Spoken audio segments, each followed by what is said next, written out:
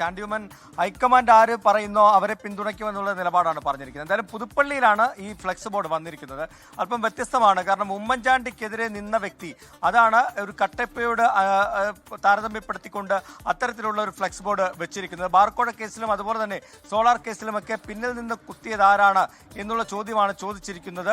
അങ്ങനെ നീതിമാനായ ഒരു വ്യക്തിയെ പിന്നിൽ നിന്നും കുത്തിയ യൂദാസിനെ മുഖ്യമന്ത്രിയാക്കരുതെന്നുള്ളൊരു ആഹ്വാനമാണ് ഈ ഫ്ലെക്സ് ബോർഡിലുള്ളത്. പുതുപ്പള്ളിയുടെ വിവിധ മേഖലകളിലാണ് ഇത് വന്നിരിക്കുന്നത്. കഴിഞ്ഞ ദിവസം നമ്മൾ കണ്ടതാണ് വി ഡി സതീശന് അനുകൂലമായിട്ടുള്ള പ്രകടനങ്ങൾ പുതുപ്പള്ളി മണ്ഡലത്തിലെ പാമ്പാടിയിൽ നടക്കുന്ന കാഴ്ച ഇന്നലെ നമ്മൾ കണ്ടു. അതിന് ആ പ്രകടനം നടന്നതിന് പിന്നാലെയാണ്. ഒപ്പം തന്നെ തിരുവനന്തപുരത്ത് ഉമ്മൻചാണ്ടിയുടെ ഫ്ലെക്സ് കീറുന്ന സംഭവം വരെ ഉണ്ടായിരുന്നു. അപ്പോൾ അതിന് തൊട്ട് പിന്നാലെയാണ് ഉമ്മൻചാണ്ടിക്കെതിരെ നിന്ന വ്യക്തി എന്നുള്ള തരത്തിലൊരു നറേറ്റീവ് വരുന്നത്.